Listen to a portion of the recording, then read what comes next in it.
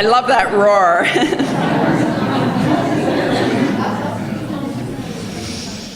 Good evening, and welcome to the last session of a 9-week series on Mennonites writing, mostly in Canada, mostly over the past 50 years. My name is Hildy Tiessen, and I find it very hard to believe that we have arrived at the end. And with so much left undone, it seems to me, we've barely scratched the surface of the great rich stratum of Canadian writers whose sensibilities have in some way been shaped by their Mennonite heritage. Writers who tend to confirm a particular, if sometimes tenuous, shared sense of community described by Ruth Visse, a commentator on the modern Jewish canon, who declared that every people has a sustaining culture, and most great writers draw heavily upon their own. She might have added that the nature or character of such a culture is never fixed or stable, as anyone who calls herself a Mennonite surely knows. Before going any further tonight, I'd like to thank the numerous people and institutions who have made this series possible. The Canada Council for the Arts, Grebel's Academic Development Fund, the Sawatsky Guest Lecture Fund, Jen Conkle for handsome promotional materials, Fred Martin, Alina Martin, Balzer Peters, and Rebecca Gibbons, who often greeted you on behalf of the college, Paul Penner for constant attentive support, Cameron DeWard for terrific videos that are available for the archive and online, Leanne McVeigh-Bain for her work on the poetry workshops, Sarah Cressman and Rosella Lease in accounting, Mary Brubaker-Zare and Tamara Shantz at Grebel, and Tanis McDonald at Wilfrid Laurier, and Kristen Matthews at Rockaway Mennonite Collegiate for co-hosting other readings by my Canada Council-sponsored guests. Grebel's President and Dean, Susan Schultz-Huxman and Jim Pankratz, for their ongoing engagement and support. Paul Tiessen, who has been committed, present, and active throughout. And of course, all the presenters and the fabulous audiences who have gathered here Wednesday after Wednesday. What a delight. Thank you.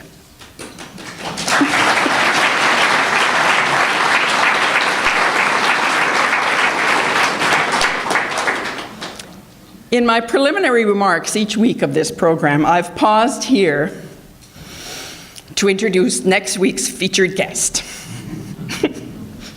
Well, there will be no next week in this series. With your indulgence, I'm going to use this little window of time to say a few words about the state of Mennonites writing before I introduce you to tonight's presenters.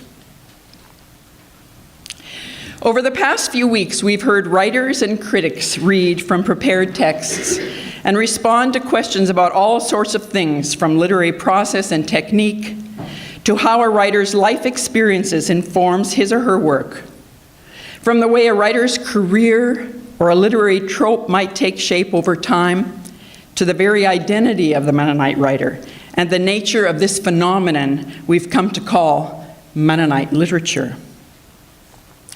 Cultural theorist Stuart Hall has suggested that people bear the traces of the particular cultures, traditions, languages, systems of belief, texts, and histories that have shaped them. Writers of Mennonite heritage, whether they've grown up as the children of immigrants or as descendants of immigrants who settled in Canada generations ago, even when their subject matter is not overtly Mennonite, presumably draw upon certain collective memories, a particular continuity of meaning. That is, they would seem to share some imputed commonalities or a certain life in common, what one commentator on community refers to as that small currency of community existence, its way of life, values, and so on. At the same time as we have observed the body of Mennonite literary texts grow over several decades, various writers in various contexts have resisted, in diverse gestures and tones, being identified as Mennonite writers. In effect, invoking a gesture made famous by Philip Roth. "I am not a Jewish writer," he declared. "I am a writer who is a Jew. I am not a Mennonite writer. I am..." Indeed, many a Mennonite writer of our age has been compelled to ponder the question of how to begin to slough off, because it's so often constraining, a cultural heritage rich with literary potential and with an ever larger audience keen to encounter Mennonite material, and at the same time, to continue to write, as writers tend to put it, what they know. Such a writer's dilemma has found its way into some Mennonite fictions, where it's carried by characters confronted with these sorts of questions. What does that religious or cultural heritage have to do with me? How do I or can I negotiate this ethnic landscape without being entrapped by it? What would it mean to be a writer who has stepped outside all Mennonite circles altogether? What does that Mennonite reader want of me anyway? So what am I saying? That what we've come to call Mennonite writing in Canada is both richly diverse and in a state of flux. Mennonite pasts may remain prominent in Mennonite historical narratives, but as we've already observed in this series and as we might observe tonight, the narrators and characters in fiction and the speakers in poems are not necessarily concerned with how we negotiate, especially not in any conventional ways, the sorts of religious and cultural landscapes dominated, for example, by the forceful community-endorsed oppressors readers encountered in Peace Shall Destroy Many or The Shunning or A Complicated Kindness. More and more figures in the writing of Mennonites are less and less concerned with that landscape than with the here and now, where other cultural forces prevail. Forces perhaps just as powerful and troubling, but profuse and diverse and worldly and unstable. In what we call Mennonite writing, history and tradition are no longer authoritative. They needn't be thrown out, but they've lost their claim to normativity. As a literary historian, I'm interested in this dynamic, not least because the new Mennonite literature and its readers are asking different questions than those that have been foregrounded in Mennonite literature and Mennonite literary studies over the past few decades.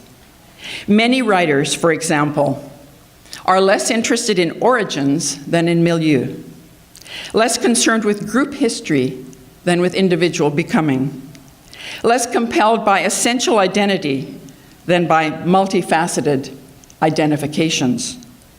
They're taken less with notions of community than with what feminist philosopher Rosie Braidotti has called multiple ecologies of belonging. Many writers embrace the option of shucking off their inherited role as children or descendants affected by their forebears' values and beliefs. They choose not to look upon themselves as marginal. Unlike the children of diaspora for whom no home is comfortable, they take the liberty to reject notions of reductionist unity and to embrace transition and change. They're not smitten with notions of displacement and exile, but rather assert the liberty to locate themselves firmly in the present, indeed, in a worldly pleasant present. And most of their Mennonite readers share with them these conditions and these assumptions. All of us are occupying a new age. May our writers and readers continue to ponder it and record what they see.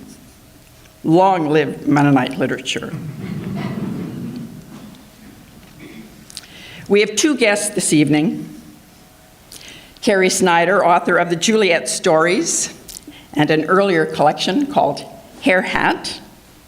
The Juliet Stories is a work of fiction that was released by the House of Anansi, one of Canada's premier literary publishers, just a few weeks ago.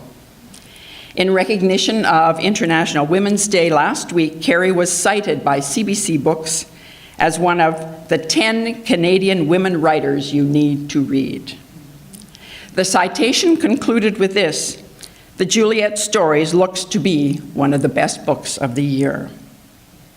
I've already given away 3 copies of the book, and each reader is ecstatic. The book is fabulous. It offers, as the reviewer in Quill and Quire observes, and I quote, "strong characterization, clear and lushly poetic language, and above all, the kind of nourishment that comes from a moving story beautifully told." Carrie has copies to sell and sign when we're all done here. Carrie Snyder was born in Hamilton and grew up in Ohio, Nicaragua, and Ayr, Ontario. She went to high school at Rockaway Mennonite Collegiate and lived here at Grebel for a time during her years, and I know this by experience, as an absolutely spectacular English honors student. She lives in Waterloo with her children.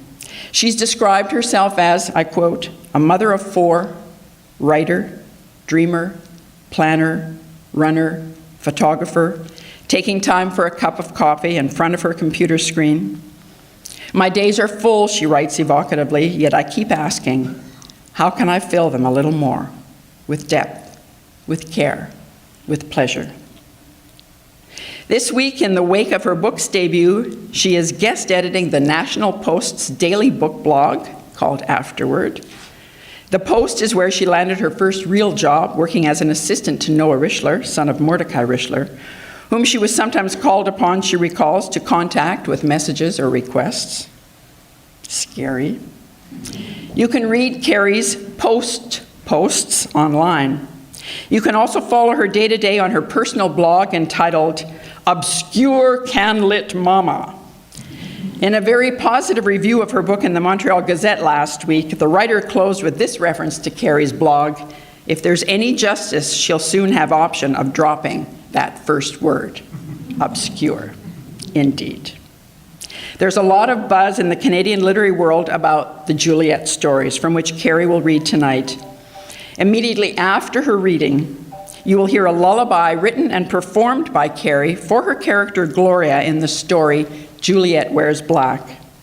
And after that, I will introduce you to our other guest for the evening, Paul Tiessen. But now, please help me welcome Carrie Snyder.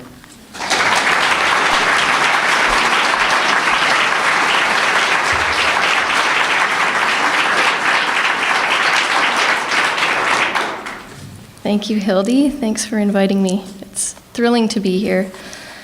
Back at Grebel, where, as Hildy said, I have fairly deep roots. My dad is a retired prof, of course, and I lived here for a year in residence. And actually, my husband and I also got married here.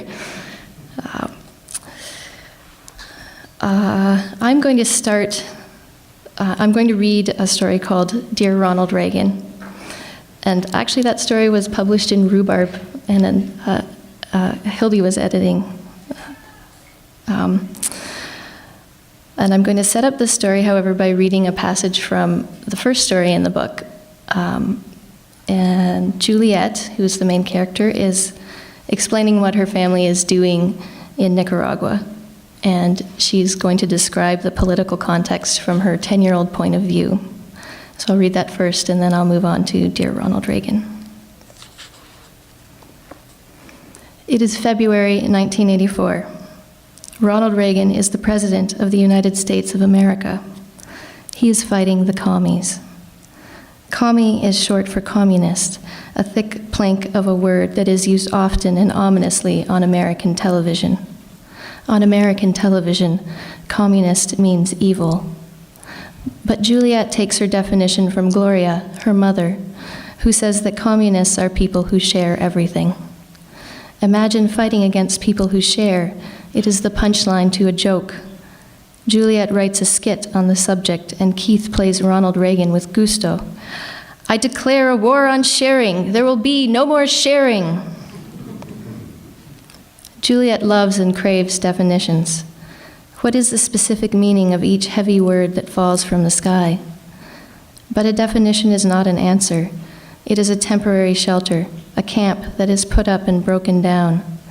The more she knows, the frailer the originally stable definition, as its meaning comes stamping into her brain, shadowed with everything it has been and will ever be, everything connected to it. Nicaragua is a country shaped like a triangle where it is hot and never snows. Also, they are having a war. Managua is the capital city, where it is safe to live except for the volcanoes and the earthquakes. The Sandinistas are in charge, and they might be commies, but that would be okay. See definition of a communist.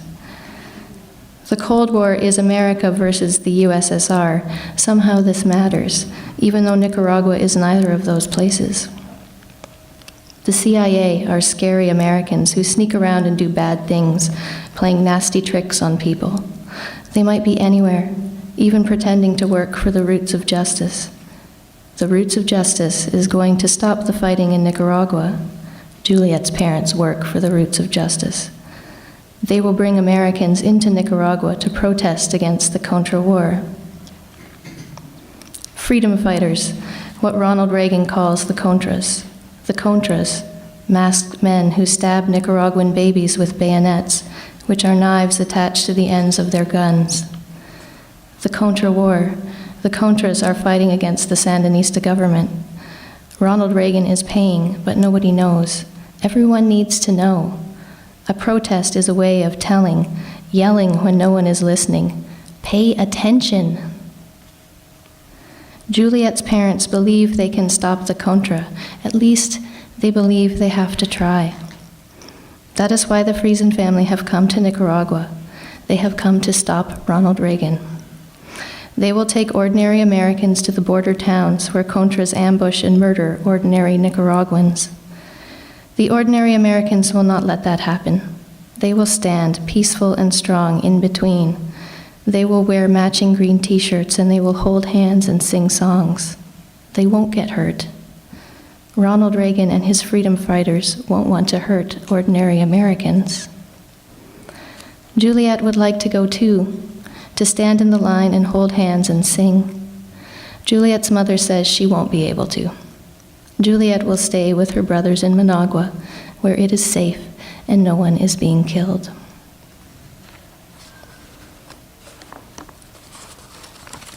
Dear Ronald Reagan, Juliet is always writing. She writes to her best friend Lacey back home in Indiana. Her mother tells her to write to Grandpa Harold and Grandma Grace and to Oma Friesen, and she does, without complaint. She also writes letters that will never be sent, words tumbled into a lined notebook received as a Christmas gift, along with other gifts including a set of fancy pens, the Encyclopedia of the Horse pocket guide, and a stationery set decorated with kittens, too fancy for any ordinary letter. Dear Isabel, she writes, I'm growing my hair out. My mom pierced my ears with a needle. She almost stopped after the first side. They're kind of infected. Dear Charlotte, Dad says we can come see you in Jalapa. Mom took us to a volcano, but mostly it's school, school, school. Dear Juliet, older than me, are you still living in Managua? Have you been to the beach again? Have you gotten to ride a horse? Juliet and Keith's school is private, evangelical, with classes conducted entirely in Spanish. Rather than riding the bus, which is overcrowded to the point of comedy or tragedy, depending on one's point of view, they are driven each way by their mother. The school's classrooms are painted turquoise or fuchsia or sunflower yellow and are connected by corrugated zinc roofs that shelter concrete walkways from the sun but not the wind. Goats roam the weedy playing field, trimming the grass with their teeth. At recess, Juliet sits under a tree and writes. Her classmates ask to see what she's writing so diligently, so constantly, and they admire the pages upon pages of words in English, which none of them can decipher. Some of the girls stroke Juliet's fine, fiery hair, and Juliet pinches the carved wooden cross hanging around her neck on a thick blue string, head bent until the girls go away. What's wrong, they ask. They aren't mean, they're curious. If anyone should recognize and sympathize with the impulse, it is Juliet. But she hates being the object of interest, being defined and misunderstood. She shakes her head and waits for them to leave her alone. At home, Juliet works on a magazine.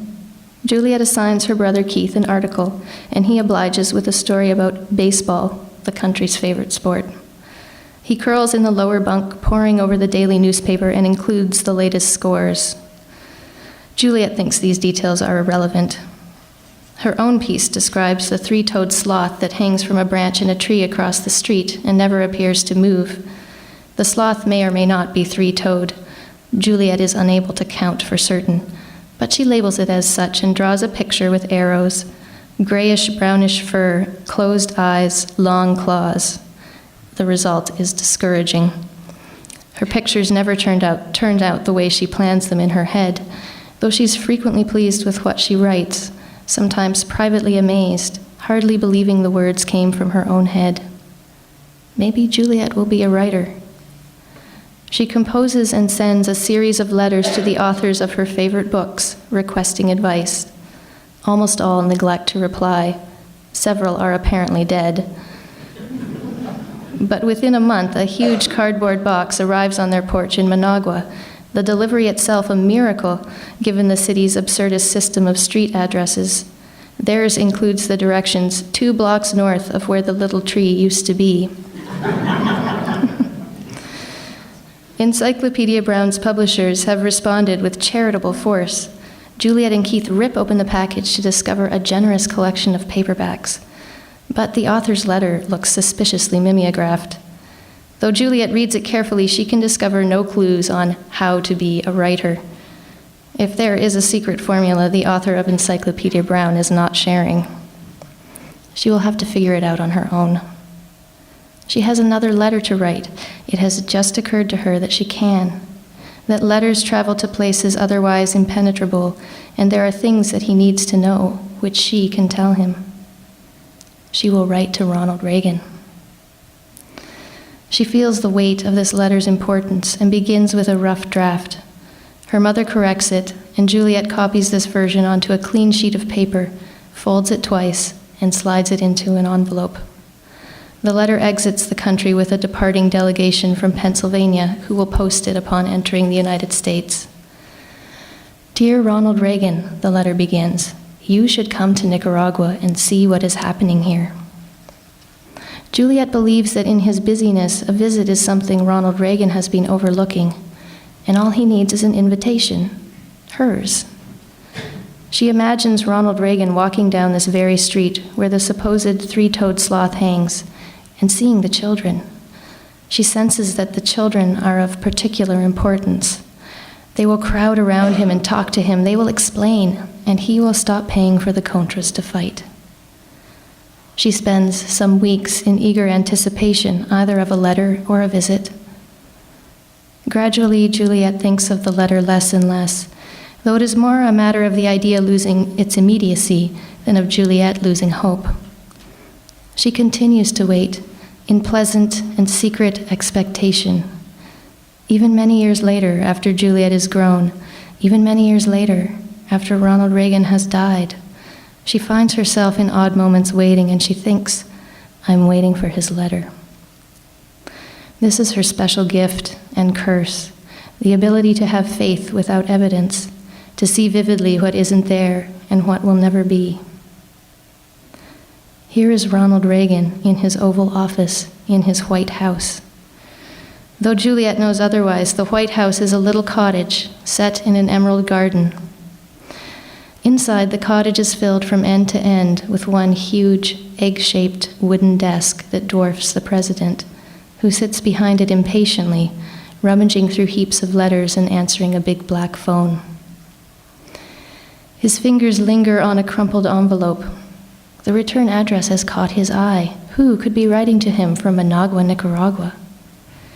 The gold-handled letter opener slides under the flap. Dear Ronald Reagan, he reads in a child's printing.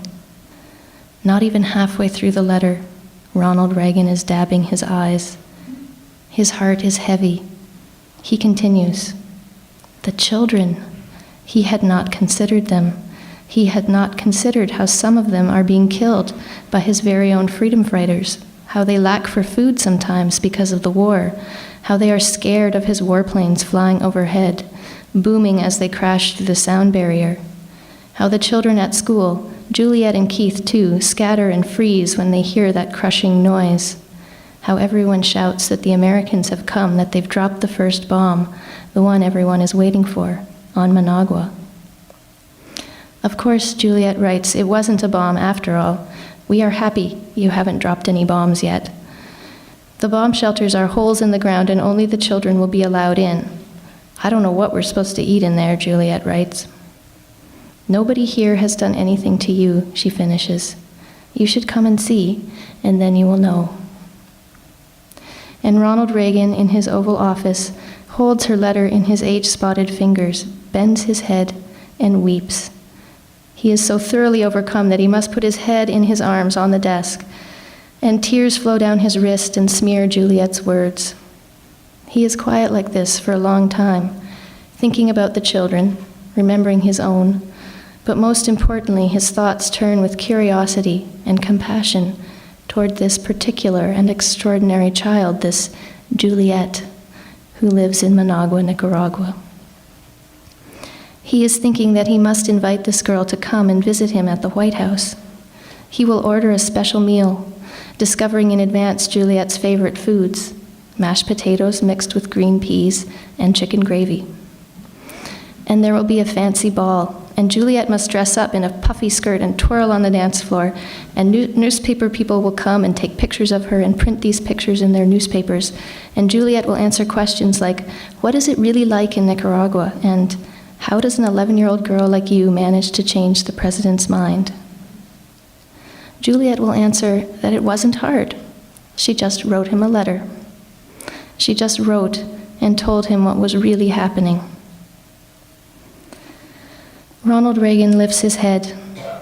His face is wet in its creases, his eyes red and swollen. He is already thinking of a plan. He will stop the airplanes. He will stop the freedom fighters. He will stop the war. He will go to Nicaragua.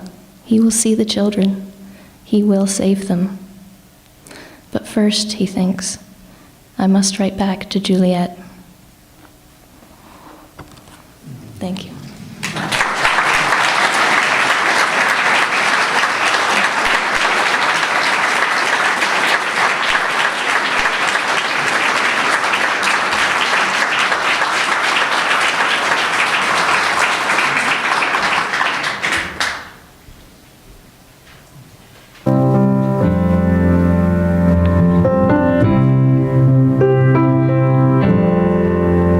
Good night.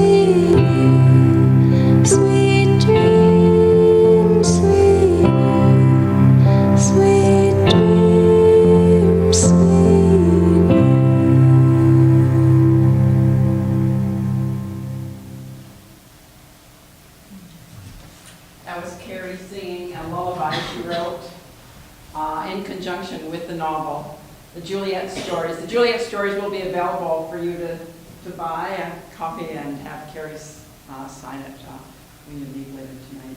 Thank you so much, Carrie. It's wonderful.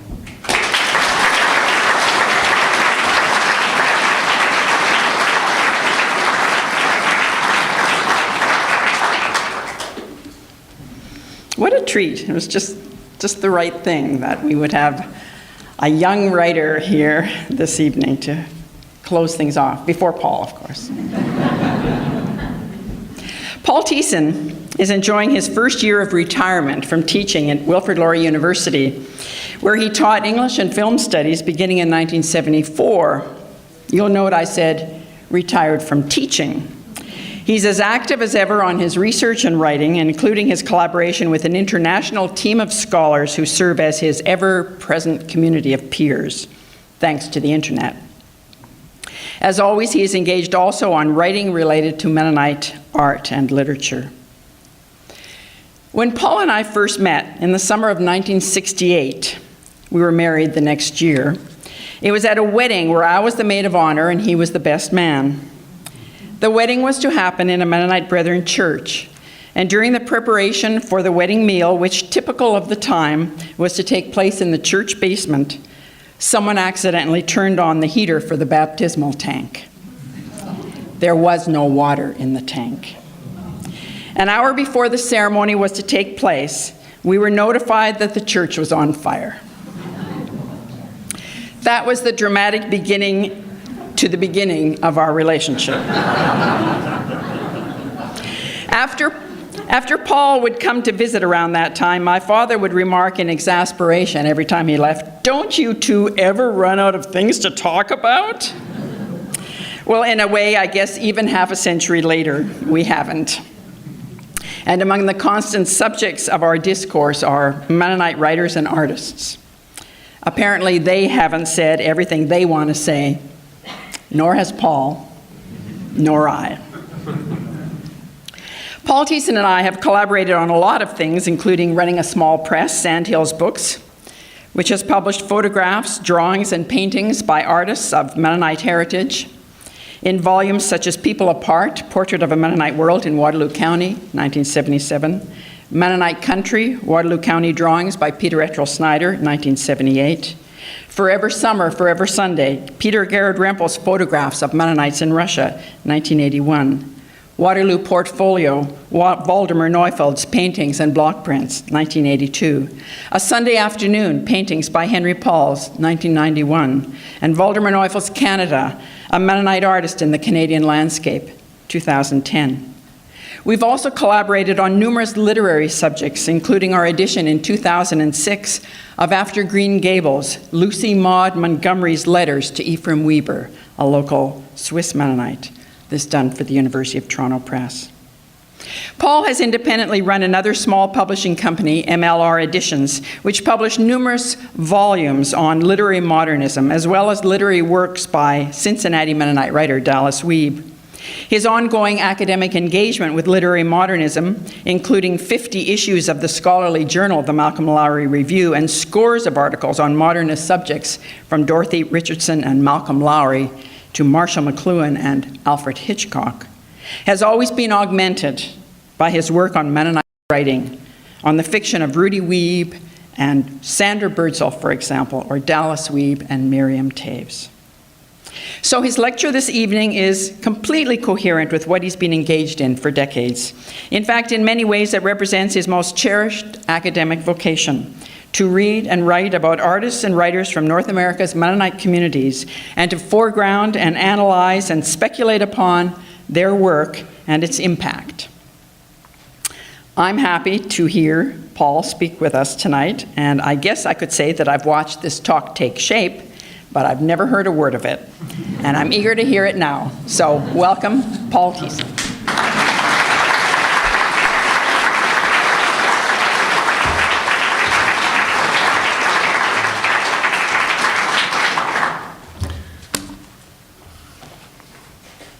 Thank you, Hildy.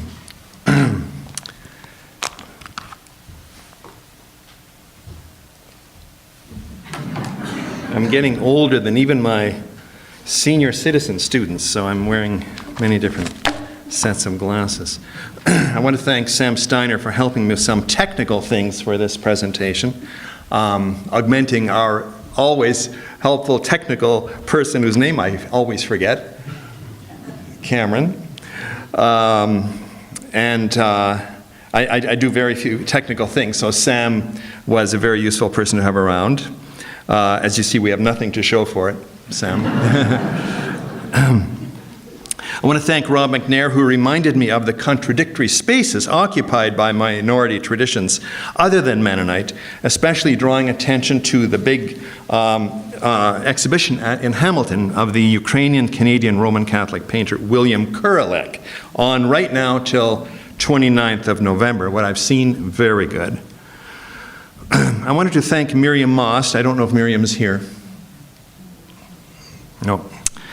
Who 35 years ago, in her cryptic and enigmatic yet firm way, said that it was time to bring literature, and I think she meant Mennonite literature, forward into the Mennonite consciousness, so that Mennonite history, theology, and Mennonite sociology, and so on, would not have the field wholly to themselves. She wasn't that aware, maybe, what Hildy had already underway. And I want to thank Hildy, who for 25 years here at Grebel has made the past 50 years of literary...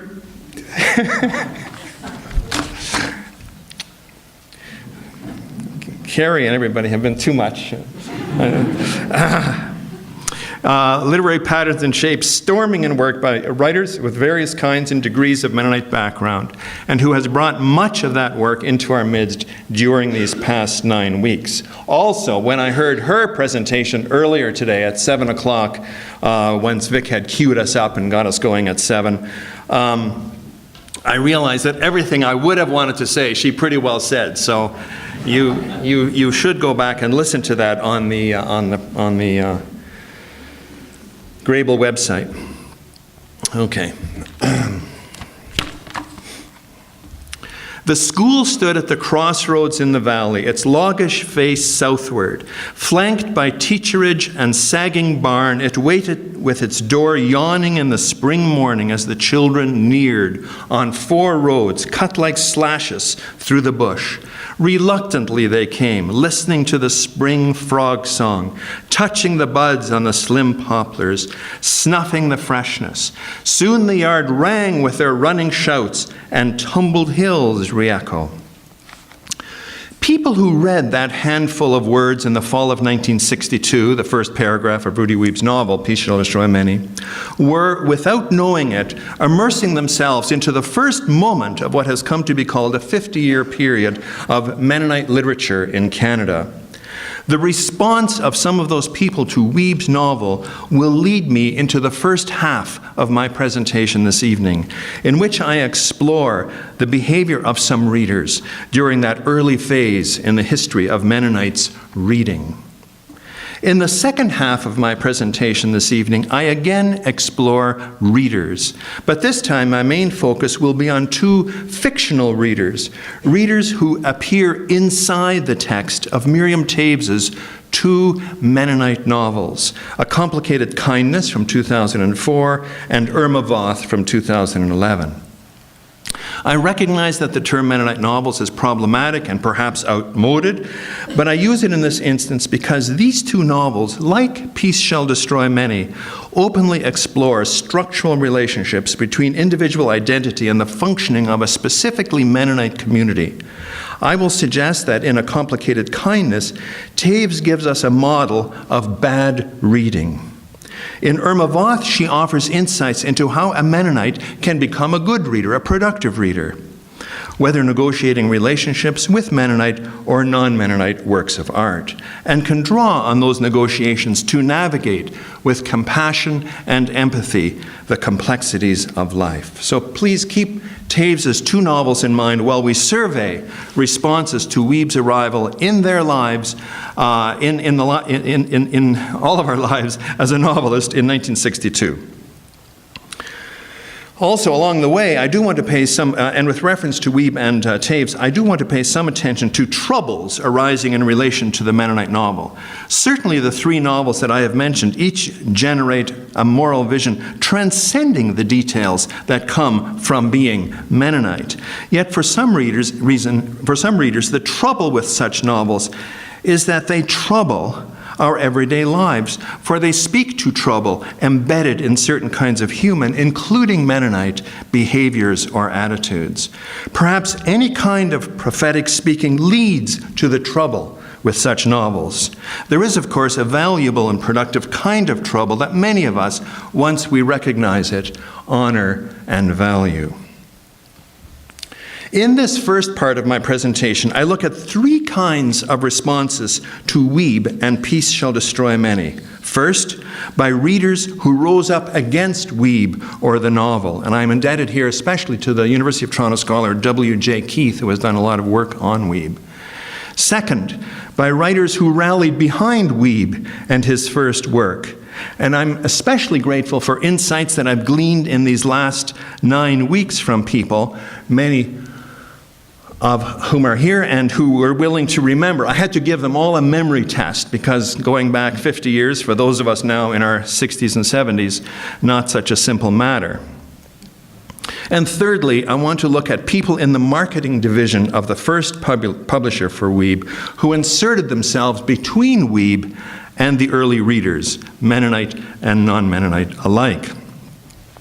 Let me say at once that that first group of readers, those who most vociferously rose up against Wiebe, and the second group, those who felt pleased about Wiebe's achievement, were primarily Mennonite Brethren readers. And I include among those significant non-readers. These readers gave shape and energy to what is still, these readers gave shape and energy to what is still a well-known moment in Mennonite Brethren reading history, but what has come to be understood also as a more general Mennonite, as well indeed as a Canadian literary moment. Indeed, Wiebe himself was Mennonite Brethren, which at that time was a religious community with nearly 15,000 baptized members in Canada and close to 100 congregations spread from across 5 provinces from Ontario to British Columbia. At the time of the publication of his novel, this 28-year-old was one of the best-known Mennonites within their ranks in Canada, for he was editor of their national magazine, the Mennonite Brethren Herald, an ambitious periodical that came into being 9 years after the establishment of the Canadian Mennonite, where at age 24, Frank Epp had become editor. So first, in these 3 phases, I want to talk about the opposition to Wiebe. Many early readers across Canada, certainly the majority of those writing for what the Mennonites used to call English audiences in the University of Toronto Quarterly, the Winnipeg Free Press, the Kingston Whig Standard, Toronto Telegram, were keen on Peace Shall Destroy Many. Indeed, the reviewer for the Toronto Telegram reminds us of the importance of having a few good Mennonite readers around. That reader was Edgar Metzler, well known as a Mennonite pastor, and as it happens, sympathetic to, but not a Mennonite Brethren. Despite some praise in the English press, important segments of Mennonite Brethren readers were deeply troubled when the book arrived in stores, starting in late September 1962. What these readers in places like Winnipeg and Coaldale managed to bring about remains in historical depictions a trauma, a firestorm, as Wally Craker has put it, a fantastic ruckus or convulsion, as Wiebe himself remembers it, or more politely, a stirring. As a writer, you know where you heard that. As a writer too young to have been there delicately puts it in a letter just published in the Canadian Mennonite magazine. Those initial reverberations were most acute in institutional settings, the most prominent of which were in Winnipeg, a city where Wiebe himself was prominent as a preacher in churches and as editor of the Herald. He had developed a reputation as an edgy, even iconoclastic writer in his editorials, where he was prepared to be critical of entrenched church practices and policies. He was aided and abetted by like-minded columnists from his generation, regular contributors. Some readers found a little cheeky in their scrutiny of prevailing church orthodoxies. Who? Collaborators like Jack Dewick, somewhere here tonight, who wrote under the pen name Petronius in his satiric As I See It column. Reverberations were pronounced also in Coaldale, Weeb's hometown in Alberta, where people agitated against Weeb's book. Their assumption that they themselves, rather than fictional characters living nearly 20 years earlier behind a Saskatchewan bush of poplars and scattered pine, were the subjects, was perhaps, as Dewick has suggested, an act of egoism and arrogance that reflected a self-absorbed theology. They could not, you're not taping this, they could not seem to accept that the book offered a metaphor of a reality in how people do religion and culture. In the Coaldale Church foyer, when Weeb entered with his father during a visit to his parents, one man approached him with a copy of the Herald, shredding it right in front of Weeb, as Maggie Dick, who with Howard, by the way, sends greetings tonight from China, remembers that event. The lead minister of Weeb's Coaldale Church, in one of many letters that Weeb received at that time, and he generally tried to answer these letters, wrote, quote, "For some time I've been urged by members of our church to read the book. Younger and older members had read the book and classified it as filth. I have read the book from cover to cover. Our Mennonite people, the Mennonite Brethren Church, and authoritative men have been degraded, and sorry to say, our young people plastered with shame." Things were tough for Weeb in British Columbia too. There in one church where Weeb was worshiping during a visit to his wife Tina's parents, the book was denounced from the pulpit.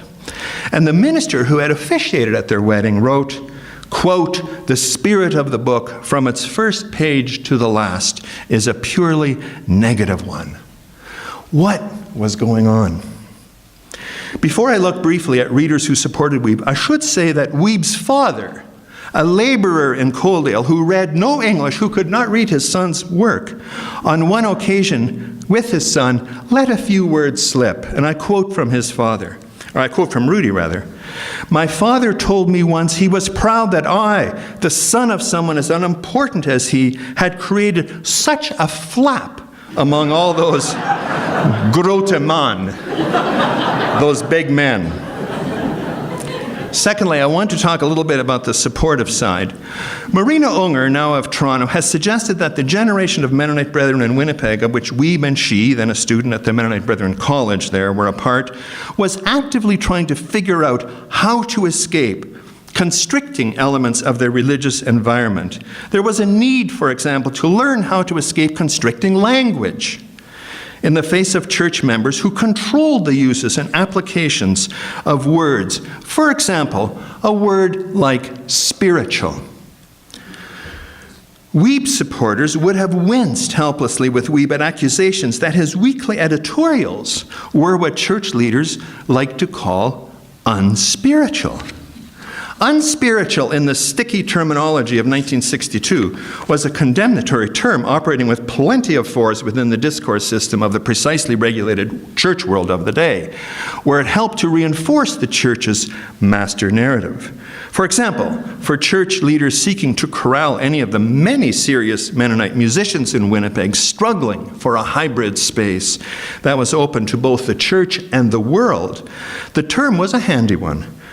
At the Mennonite Brethren College, music teacher Victor Martins, having completed a successful tour of churches with his superb choir, was invited, for they had performed some Bach, by an eminent leader of the National and the Coaldale Church, Benjamin Jantz, to come before the annual church conference to apologize for what Jantz called the unspiritual music his choir performed.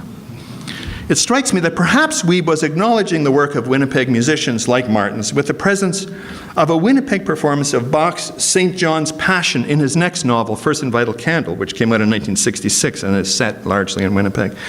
A novel in which Wiebe, by the way, felt free to say what he wanted to say, not least because there he hid his Mennonite characters. And he had both Russian and Swiss Mennonite characters packed into that novel, as you'll recall if you were here at his session here in January. He had them there under other labels, such as Scottish Presbyterian or non-denominational. And so just to go a bit further, what Wiebe does with labels, Mennonite in Peace Shall Destroy Many, Presbyterian in First and Vital Candle, reminds us of Wiebe's insistence in a 1963 open letter to the Canadian Mennonite that had he been a Scottish-Canadian novelist, like, let's say, Hugh MacLennan, and had he written Peace Shall Destroy Many about Presbyterians rather than about Mennonites, quote, far from having my artistic integrity doubted, as was the case in the review published in the Canadian Mennonite by the professor of English from the Mennonite Brethren College, I would be lauded by Mennonite readers for my honest realism. It's interesting that indeed he is lauded by Canadian critics for what he does in First and Vital Candle with what they call his non-Mennonite characters. He, I imagine, also could have saved a lot of us a lot of trouble, speaking of troubles, had he called Deacon Block a Presbyterian.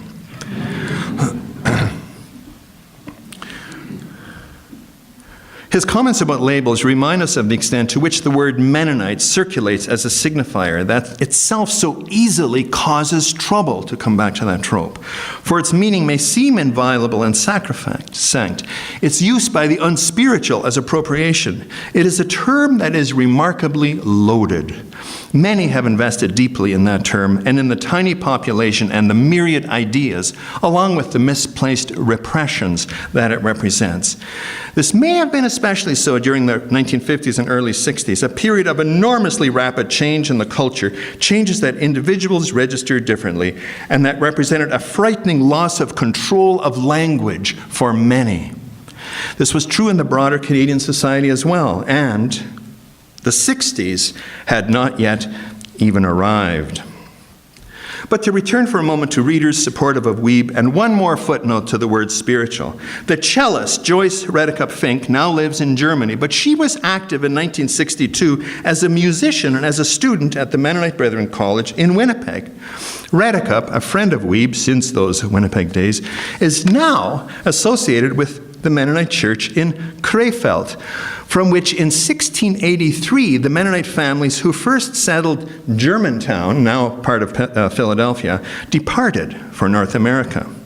But back in 1962 in Winnipeg, the lecture from her Mennonite history professor on the Krefeld Church clarifies everything we want to know in 5 short words. Quote from her notes, her notebook, "This church not very spiritual." Learning that, you will be happy to know that at a dinner party next week in Keln, Redecup will host the pastor of the Krefeld Mennonite Church, Christoph Wiebe, who recently published a major essay on a complicated kindness. And present among the guests will be Rudy Wiebe, who will be attending celebrations of his work in Germany. But others too help us see again something of the remarkable texture and incredible energy of those early days in Winnipeg. With Wiebe coming along and beginning what turned into his lifelong examination of relationships between power and language. Ron Matthews of Kitchen-Waterloo and Bill DeFer of Toronto recall wonderful images of intense conversation in crowded spaces. Matthews in a railway passenger coach packed with the buzz of Mennonite brethren returning to Toronto from Winnipeg in the spring of '63. The chatter about the book, undoubtedly spurred on, as Unger has put it elsewhere, less about the book's literary value than whether that story could have been true. And DeFer cooped up with his dad in a nondescript hotel while they were on a business trip in the fall of 1962. Together, father and son, reading Peace Shall Destroy Many, trying to make sense of what that firestorm was all about, or as he calls it, the fuss. having heard that a lot of people in their hometown of Winnipeg did not like that Mennonites were portrayed in a negative way. Marlene DeFer of Toronto recalls that people were able to take great pride in 1962 in the fact that a young Mennonite man had been recognized by the world out there. It felt like a step in the direction of becoming demarginalized as a people. Howard Dick, a student in his second year at the Mennonite Brethren College when the book, as he says everyone was calling it, appeared, says it caused a sensation and was discussed nonstop. Of course, Dick and his friends could not keep themselves from baiting their professors at the college. Quote from Dick, knowing that there was vociferous, indeed vitriolic opposition to the novel at the local congregation level, pretty much right across Canada, we couldn't resist asking the profs what they thought of it. And of course, the professors quickly figured out ways to protect themselves from the seekers and the smart alecks alike. Thus, one day, and I quote, in the hallway of the old administration building, Dick encountered Professor Frank C. Peters.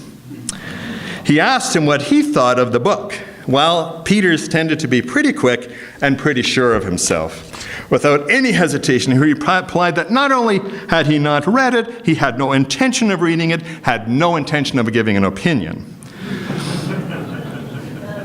During those days, Dick visited Rudy Wiebe 3 or 4 times at the Christian Press, where Wiebe, for a while, still had an office as editor of the Herald. Quote, he was being pummeled pretty ruthlessly by the Mennonite Brethren establishment, so he needed someone he could vent on. I would walk down to his office, sit down, and say something like, how's it going, Rudy? That was usually enough to start the expletives flying. In the spring of 1963, Wiebe left the Mennonite Brethren Herald. I wasn't exactly sacked, he told the Toronto Star later, but the committee came to me and said, I got the message and I resigned. He was given a home by the Swiss Mennonites in the United States at Goshen College, where things were altogether calm as far as the book was concerned. Well, what about here in Kitchener-Waterloo? High school students of the day, such as myself, at first became aware of the firestorm mainly as spectacle. At Rockaway Mennonite, for example, Robert Woolner of Toronto and Kitchener-Waterloo first heard about the book when he heard that someone in Manitoba was trying to buy up and destroy every copy of the book in the province during that first Christmas shopping season. And John Rempel, who now teaches at the Mennonite Seminary in Elkhart, was in grade 13 at Eastwood Collegiate when the book appeared.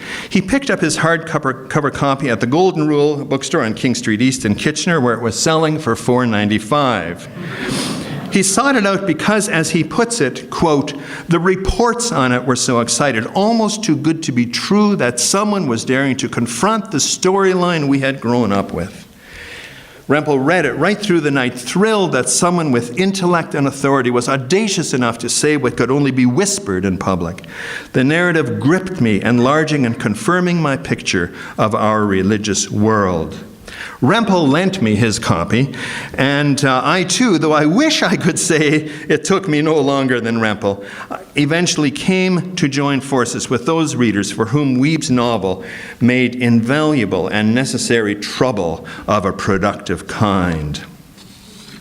I might add that for Rempel, that critical spirit of renewal that Peace Shall Destroy Many represented was accelerated by him from 1967 to 1971 when he served as editor of Arena magazine, a Goshen-based periodical for Mennonite graduate students in North America, but a paper that itself ended up producing some of the kind of backlash experienced by Wiebe.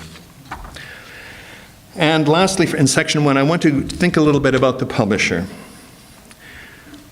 Let's go back to the firestorm with this question. How could there have been such a discrepancy, such dramatically opposing reactions to the arrival of Wiebe's book? Can we figure out more about the forces that might have fed that firestorm? How did such a ragged and vehement free-for-all get started? Might the publisher have had a hand in contributing to it? Surely it cannot be that all Mennonite leaders were simply naive in their understanding of literature as art, simple-minded when construing relationships between art and reality. To what extent was the sense of these readers' awkward helplessness rooted in the rhetoric initiated by the publisher? In 1962, Wiebe was, as he has put it, a guy living out in the boonies. And I assume he meant somewhere outside of the tightly compressed Anglo world of Toronto and its satellites, at a time when small and often edgier presses had not yet arrived. He would never, as he has said, have had the nerve to approach the iconic McClellan and Stewart without a proper intermediary, such as his New Brunswick-born mentor, the influential University of Alberta professor Frederick Salter. Jack McClellan himself wrote Wiebe in 1960 to say that he was prepared to accept the work if Wiebe was prepared to work with his editors. By mid-1962, the marketing arm of McClellan and Stewart was busy. The first poster advertising the novel appeared and took even Wiebe by surprise. He saw it in early August of 1962, in the week during which, as poet Julia Kasdorf points out, though this will be another topic, Marilyn Monroe died. Wiebe, along with presumably a fair number of the 12,000 delegates to the Mennonite World Conference over here at the Kitchener Memorial Auditorium, came upon the poster attached to his stand on one of the bookstore tables, perhaps a table occupied by the Golden Rule bookstore. I remember it vividly, he now says, and was surprised to see it there. 7 or 8 weeks later, Wiebe would see the book itself, hardcover copies with dust jackets. Dust jackets, let's just say, designed for maximum impact. Wiebe had actually argued with the publisher about the cover design, particularly about the cover's use of the word theologian, which Wiebe thought a little pretentious. However, in those days, a first-time novelist had little input about such things as dust jackets. The front of the jacket announced, and I found a copy with help from Sam and Hildy. And this is the front.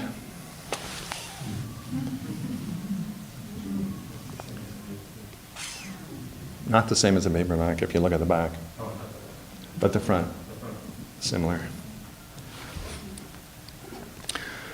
You can look at it later. The front of the cover announced in what Wiebe calls dramatic red and black, quote, "In his first novel, Rudy Wiebe, a young theologian, writes of prejudice and bigotry erupting to destroy the people of a small Canadian community. Peace shall destroy many." This design and wording, though in a different color combination, were repeated on the back cover. The font in caps spattered across the entire space of the front cover dances like a jittery and jazzy movie short by Norman McLaren, perhaps, in effect almost mocking its apparent seriousness with a kind of circus advertisement look. It was created by British-born Frank Neufeld, a senior designer at McClellan & Stewart, who later took a startlingly similar approach to the lighthearted font and the primary lettering for his cover on the children's book, Alligator Pie. With the rhetorical posture of such packaging, how could a conservative Mennonite reader not help but feel caught in a conversation with a vaguely third-person voice that clearly was not Wiebe's, who was in fact objectified there as a young theologian? It was an impersonal central Canadian voice that might very well forestall a serious readership among conservative readers, especially if they were anything like what the inside of the jacket called a small group of Mennonites from Russia that settled during the Depression in Saskatchewan, violence lurking just beneath the surface of their lives. Did the marketing arm presume that these intensely religious people who settled on stony country in the boreal forest, what the publisher calls rich farming lands of Saskatchewan, people still adhering, presumably quaintly, to ancient traditions and beliefs, did they think they were not themselves readers, or that their children in 1962 were not? How should a conservative Mennonite reader address the presuppositions underlying some of the other words that mingled with first novel and young theologian on the front and back covers? The words like prejudice, bigotry, erupting, destroy the people, small Canadian community. How could this tiny fragment of a Canadian community but feel that it was being not only prepositioned, but also disciplined, even while it was being exoticized and othered by the publisher who asked on the jacket of one of the early hardcover editions, quote, what impact the threats and challenges from the war-torn world might have on younger Mennonites. How will they choose between devotion to their rigid religious principles and service to their adopted country? This kind of daunting nationalistic-inspired either-or, reducing the scope of the novel itself, might have seemed helpful to a general reader, but must have seemed reductive and even threatening to Mennonites in small prairie communities. The situation of that dust jacket represents a cautionary tale, a trouble spot for the Mennonite reader, a reminder to be alert to what it means when Mennonite threatens to become a commodity or a fashion, when Mennonite sells, as the Toronto Press recently had it. In the fickle world of production and consumption, these perils are endemic to any relationship between publishing and packaging and all the marketing that goes along with that. Of course, not all publishing occasions are as fraught as this one a half-century ago. And indeed, we must acknowledge and rejoice that since 1962, what we are calling Mennonite literature is mediated and promoted by English publishers and the English press and the English Book Award committees.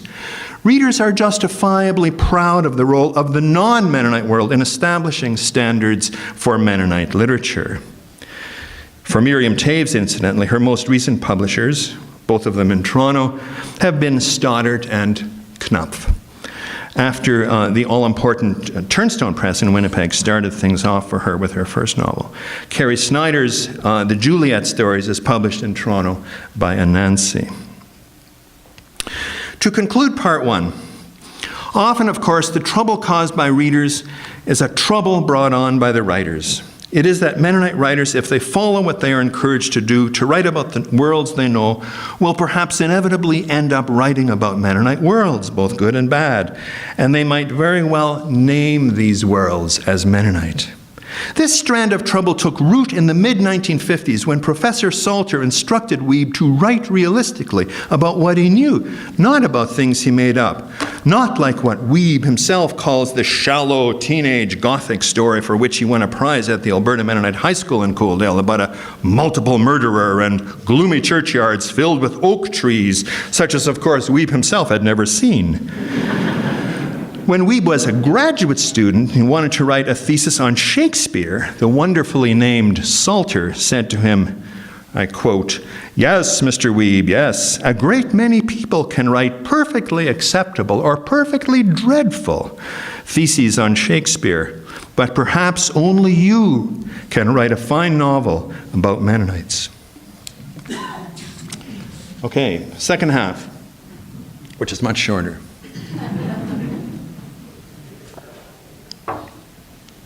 The second half is in two parts, Complicated Kindness and Irmavoth. The literary world's impression of a Mennonite community defined by a conflicted readership has shadowed the reputation of that community ever since that firestorm of 1962-63, and we find residual echoes of it hovering over the reception of and response to Miriam Taves's works. I'm not sure this is an example of something contributing to that echo, but I do want to say that in 1973, when Rudy Wiebe, who by then had published 2 more novels, and a couple other people were poking around at the Mennonite Museum in Steinbach, Manitoba, that is, on Miriam Taves's home turf, this by then increasingly famous author was introduced to an elderly man who was a volunteer guide on the grounds of the museum. Is it possible that among the pretend and other Mennonites who might have gathered in the vicinity of that encounter, an innocent 9-year-old Miriam Taves might have wandered by and observed that man take a step or two back and, after inspecting Wiebe carefully, say in Low German with a knowing glance all around, "Nay, nicht der Gaustamel. No, surely this isn't that troublemaker." In an interview in 1999 with Hildy Fraze Tiessen, after Taves had established herself as an award-winning novelist and brilliant humorist with Summer of My Amazing Luck and Boy of Good Breeding, Taves, a Mennonite and a writer who is not, as she insists, a Mennonite writer, pondered what it might be like if she were ever to write what I'm here calling a Mennonite novel. She had already written and was soon to publish Swing Low, her complex exploration of the life and death by suicide of her father, a man destroyed, she argues, by the very forces that simultaneously sustained him as a Mennonite in the Mennonite town in which he lived and worked. She reflected on the difficulty that a serious fiction writer might have in creating a novel about a Mennonite community that was also the writer's home.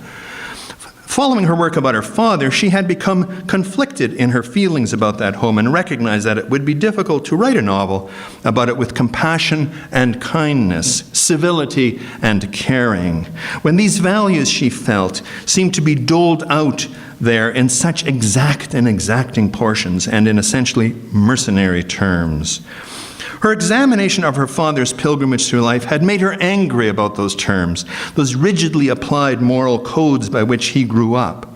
She recognized that she would have to develop fresh distance and find ways of avoiding any trace of rancor or malice, rage or bitterness that any writer might fall back on when examining excruciatingly powerful forces of a judgmental and unforgiving fundamentalism that is unmoved by empathy and goodwill. What she would have to seek, she said in that interview, was a way of processing the experience with humor. In 2004, 5 years after that interview, Taves released to the world her remarkable novel, A Complicated Kindness, for which she won the Governor General's Literary Award for Fiction, as well as a nomination for the Giller Prize. And there she made evident the extent to which humor was the redemptive home and hope for her character, as also for the reader. Readers and reviewers around the world have found her achievement wildly successful. For me, that was certainly a novel that I could not put down. It is interesting to note that some months after this alternately dark and hilarious book was published, Taves, returning from events in the UK to her home in Winnipeg, in a Winnipeg Free Press interview expressed a special pleasure and gratitude at her fellow Mennonites' reception of her book. She acknowledged that some of these readers might be angry about her, and here she used the phrase often used with Rudy Wiebe after 1962, washing her former community's dirty laundry in public. But she was grateful that she had been spared direct experience of that anger. Her happiness followed her discovery of a review of her work in the August 23, 2004 issue of the Canadian Mennonite by Margaret Lowen Reimer, who compares it with a number of things, including work by Armin Wiebe. And I'd quote a little bit.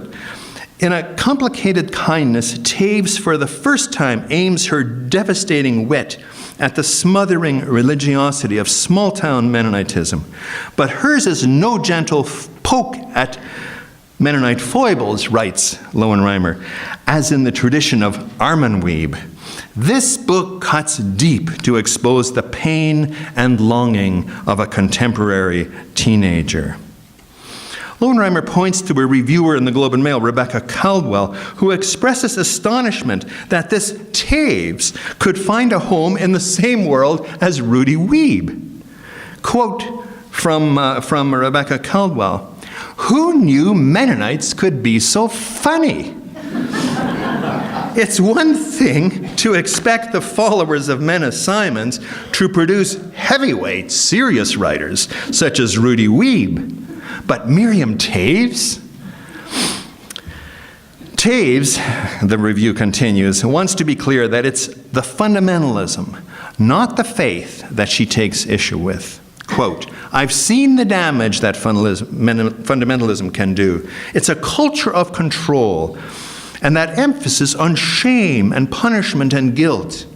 It's not conducive to robust mental health. In the novel, A Complicated Kindness, Taves installs a reader figure at the core of the novel, and she makes this reader someone who represents precisely that culture of control, that emphasis on shame. It is the person to whom the artist figure, Nomi Nicol, addresses her work, Mr. Queering. He is the you of the novel. In the Nomi Nicol Mr. Queering relationship, Taves is dramatizing the kind of situation a writer who is Mennonite might find herself in, Rudy Wiebe and the readers who would have denied him the development of his voice, for example, or closer to her home in Steinbach, Patrick Friesen with his wonderful long poem, The Shunning.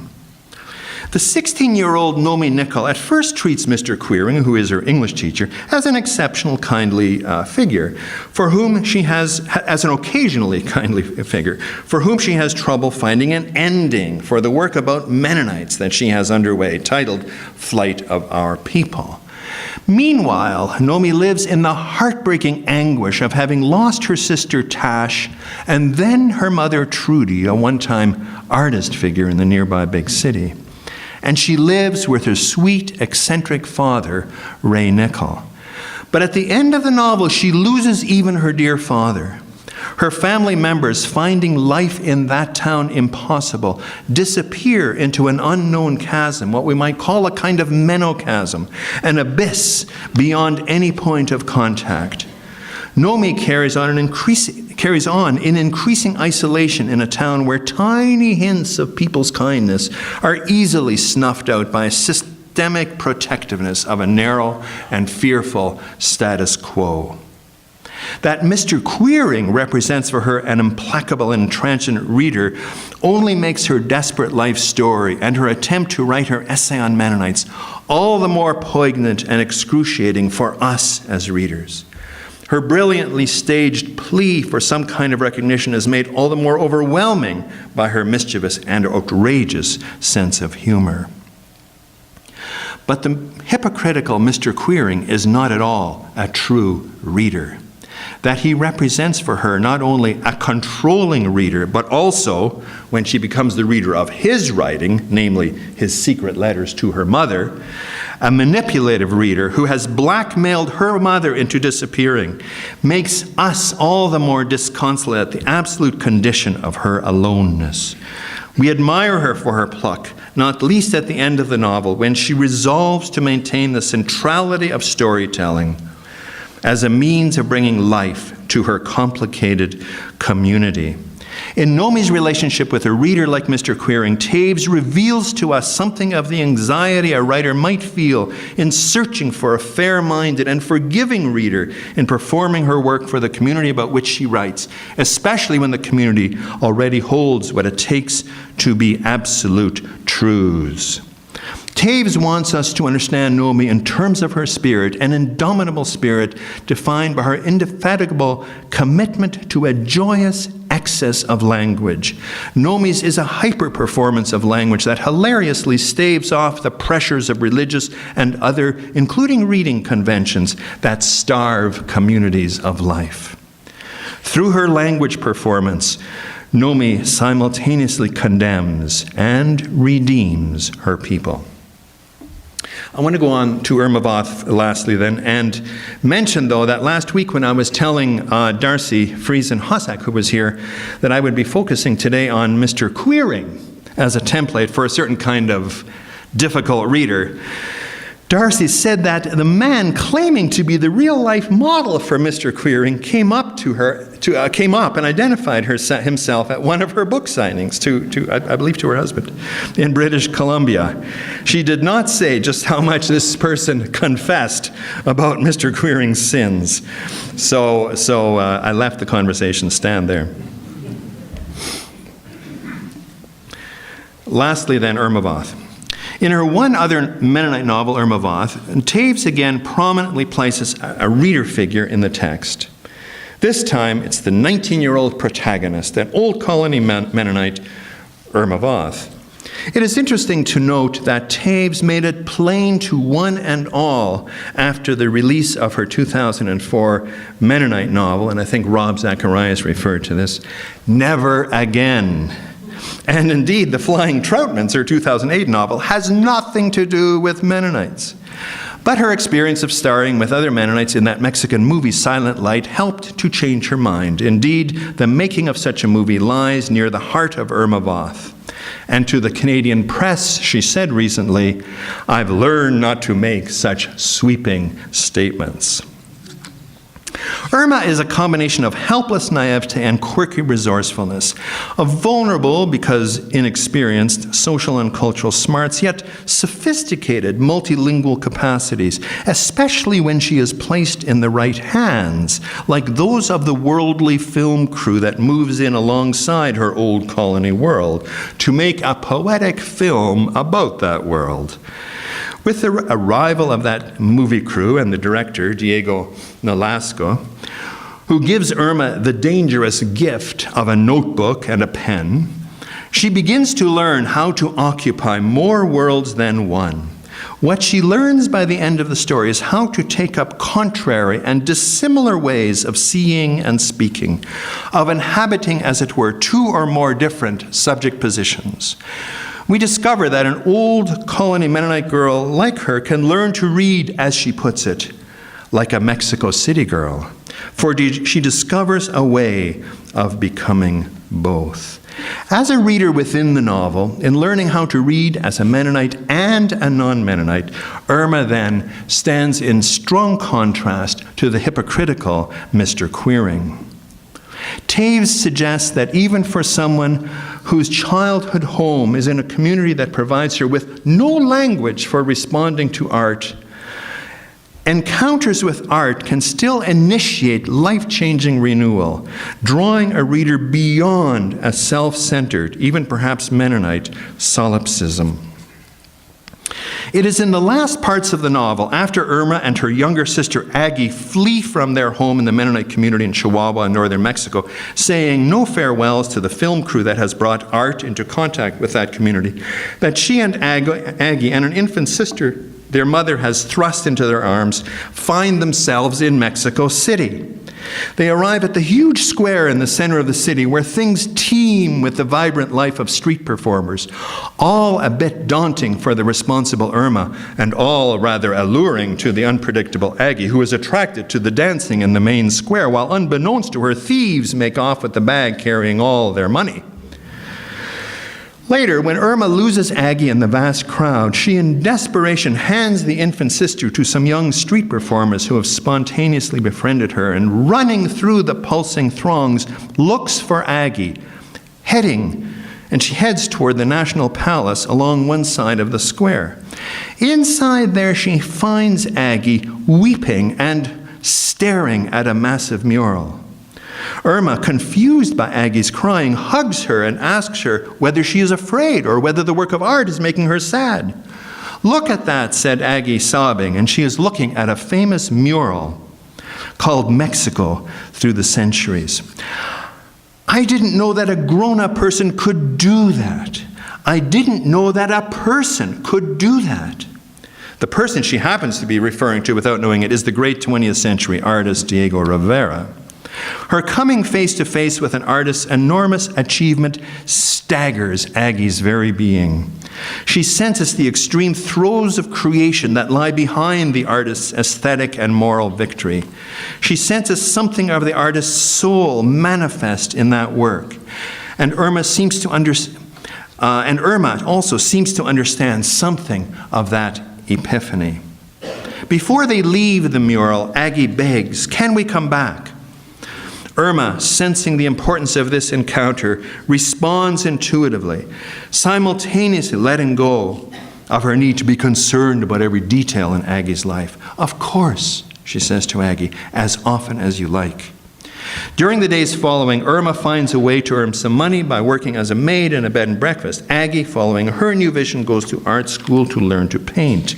But Irma feels lonely in the noise and confusion of the city, telling Aggie that she misses the stars above their parents' farm and the sound of the wind rustling the corn.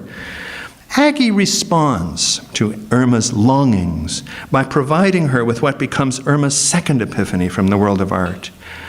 She surprises her with a joyfully made mural that she installs in their room while Irma's out, that evokes the impression of a velvet sky with stars. On the floor, a fan blows strips of paper to give the impression of noise like wind rustling corn. Irma sits in front of that for a long time, staring and listening, recognizing in it the depths of empathy manifest by Aggie. In return for Aggie's gift of art, she gives Aggie the gift of truth, letting go the truth about hidden moments in their own family's past, some years ago in Canada. Moments that stalk and implicate her, and especially implicate her father. Meantime, a third gift of art sails into Irma's life, the film by her friend Diego. She spots a newspaper article about the Mexico City premiere of the movie with a photograph of Diego, whose world she had indecorously abandoned and silently fled. She longs to see the movie, which would be her first ever. Again, the feeling of the moral vision and perseverance of a creator working within what seems like chaos wells up behind the sense of his work. And Irma says to the reader, "It had not occurred to me that all that energy, all that running around, all that waiting, and all that anguish could result in one coherent song. I don't know why I thought of Diego's movie as a song. I had nothing else to compare it to, I guess, besides the Bible." She considers going to the movie alone, but thinks the better of that, and so takes along Aggie. And then reports back to the reader, "I cried all the way through the movie. There was something that I was beginning to understand, but I didn't know what it was. It was like watching my own life. It was a pathway into myself." Then in the last pages of the novel, Irma's deep sense of her family's and her own sin and guilt deepen, and the many prayers that she has uttered for wholeness and forgiveness now lead her to act with a firm sense of purpose. Her employer at the bed and breakfast gives her money to fly home, only making her promise that she will return. Irma carries with her a photograph of what she calls her mother's 3 Mexico City girls, taken by one of Irma's new friends in Mexico City, a girl named, with a telling nod to a complicated kindness, Nomi. On the airplane, Irma pulls out her notebook and imagines writing her own story. Quote, "I want to be forgiven. I want to be forgiven by the people I love."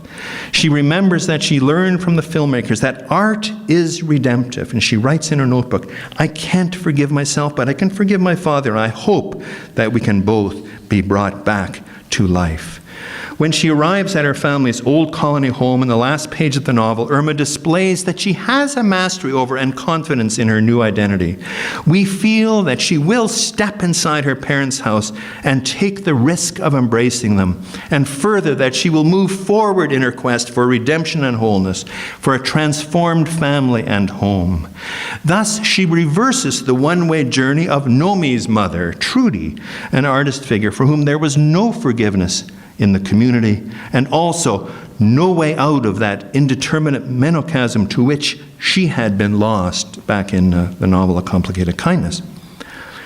Taves shows us in this latest novel how Irma, in large measure through her encounters as a reader of story and image, and her understanding of moral vision lying behind these, learns a way of facing her very complicated world with a generosity of spirit, a kindness of heart, and a newfound confidence in her role. She learns to address her identity in the worlds around her, not in the oppositional and isolating terms of either or, rather in the complementary and collaborative terms of both and.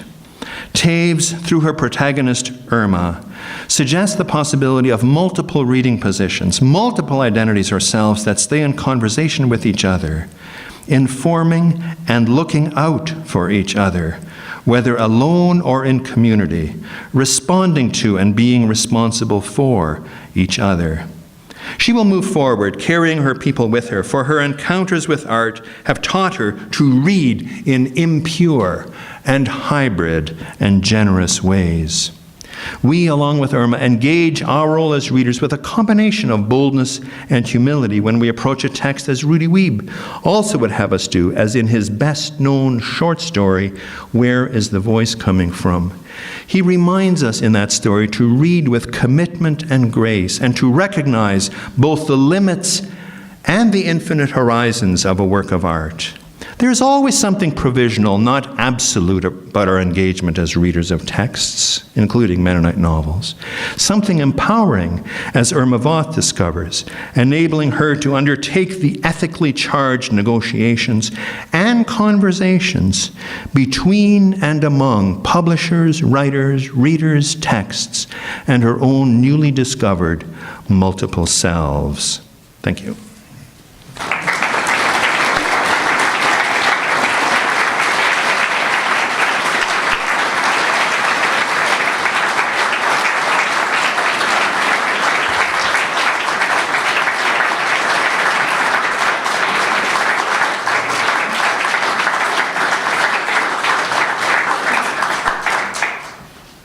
Thank you.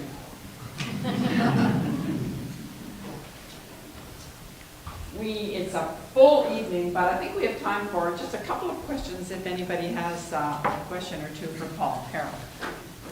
Well, I must say that this week has been tough because some evenings have been so stirring. They just lived for several days afterwards at least, and this evening was no exception. But I want to make a comment. You mentioned Philip Roth. He has a novella whose name I can't remember offhand, in which the protagonist is a writer who is just his novels as a publisher, and it's about his Jewish relative. And they do not want him to publish it, and especially his father puts this extreme pressure on him. So he escapes up to Lincoln Mountains, where he hangs out for some days with the famous Jewish writer. So anyway, it's about that struggle.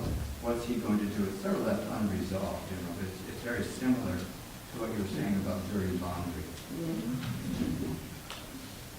Hildy said all that. Yes. No, that was good. I was talking to her. But she looked at me. It's been fabulous having Harold Remus here. It's been an essay of mine that he published just weeks ago. I talk about a challenge thrown to me by a very important person in my life and Peter Erb's life, Flora Roy, when she said that she said this to me in 1965 when I was thinking I shouldn't be in mathematics and I should start going into English literature. And she said, yeah, we need mathematicians in English literature. And she also said, your one challenge is going to be to figure out how to live life both as a Mennonite and as a person in the world. That's what you were talking about. Yeah. Anyone else? Further question, comment? I would like to make a comment.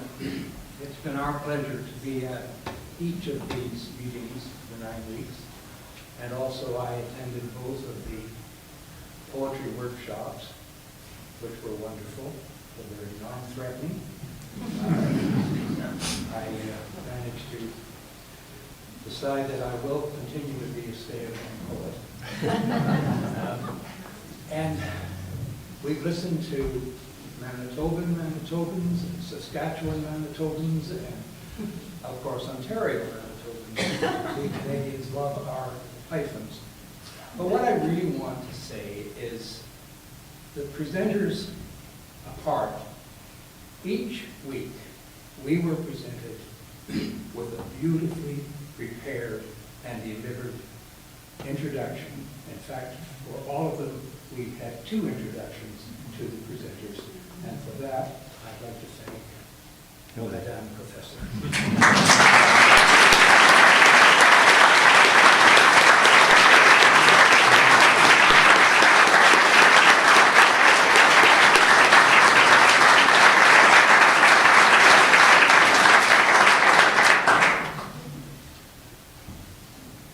Any questions, comments for Paul?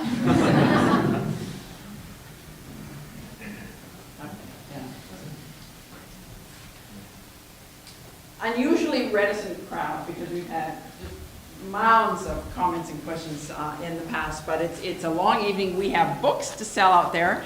Before we do that, Jim Pankratz, the dean at Conrad Grebel College, has asked to make an announcement or two. So Jim.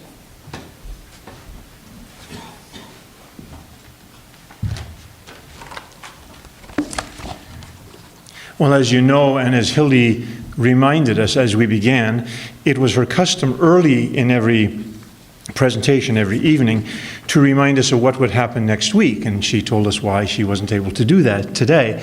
I would like to remind you, though, of what will happen in the next 2 days. In the next 2 days, we will have this year's Bechtel Lectures. These are our lectures on Anabaptist Mennonite studies, and you will perhaps at various places and on this campus have seen this particular flyer. John Roth, the remarkable writer and historian from Goshen College, is going to be here, and his subject is Blessed Be the Ties That Bind in Search of the Global Anabaptist Church.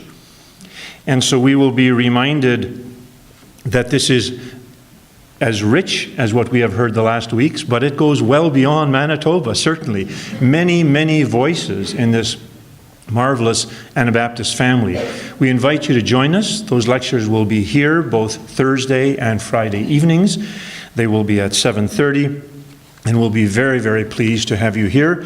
On Thursday evening after the presentation, there will be a reception in the atrium, and we invite you to join us for both of those and for that reception. And now, before we leave this evening, I want to follow up on what our friend here just commented on. This has been an unusual series. Every writer, every evening pretty much, has thanked Hildy, has praised her, not only for this particular series, but for what she has done to Mennonite writing, creating a sense of an academic field, but much more than that, creating an awareness of a community of writers, a community of readers, those who think and comment and have conversations about all of this marvelous writing. That has been a tremendous contribution that she has made. Much of that she has done while she's been here at Conrad Grebel University College, serving as a faculty member, serving for many years also as the dean of the college, and amidst all of that, publishing, but creating this awareness of this literature, elevating and honoring the writers. And in fact, as you know by her introductions over many years, but certainly in this series, she has a marvelous way of paying tribute to the voices and to the people whom she's introducing. What I'm doing on behalf of all of you and on behalf of all of the writers is making a brief presentation to her. Hildy, would you please stand and come on over here? And what we have here is a certificate, and the certificate says on it, Conrad Grebel University College congratulates and thanks Hildy Tiessen for imagining, organizing, and hosting the public lectures reading series, Mennonites Writing in Canada, the First 50 Years, January to March of 2012. And this is offered to you, Hildy, on behalf of Conrad Grebel University College, the writers themselves, and this community. Would you join me in thanking her?